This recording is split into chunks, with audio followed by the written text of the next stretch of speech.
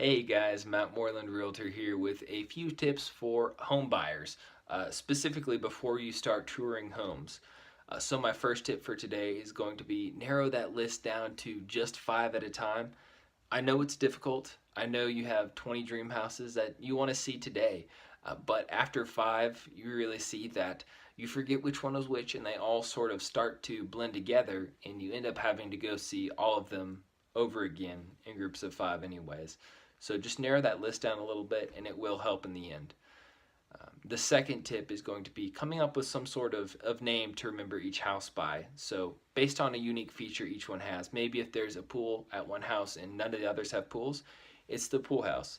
Maybe one has a statue or a fountain in the front yard and it's the fountain or statue house. Stuff like that really helps you and whoever you're buying the home with later to talk about and remember which house was which in those discussions. The third tip is going to be sort of related to etiquette inside the house. And the world we live in today with all the technology, ring doorbells, nanny cams, stuff like that, it's best to just be on your best behavior at all times, but especially when you're in someone else's house. So don't be messing with someone's dog or cat, eating their food. Please do not use someone else's restroom. We do not have permission, and I cannot give you permission to use someone else's bathroom. Uh, don't steal anything, obviously, and do not show up inebriated or under the influence of any illegal substances, obviously.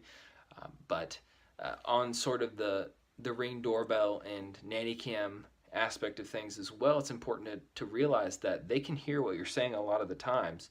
So maybe don't talk about the house while you're still there. Especially with the Ring doorbells, you can hear all the way out to the streets with those things. So maybe wait until you're in the car on the way to the next stop on the tour, or you're at the next house, because if they hear you saying how much you love the house, it's the only house that you've seen that you like, and you'd be willing to pay twice asking price for it.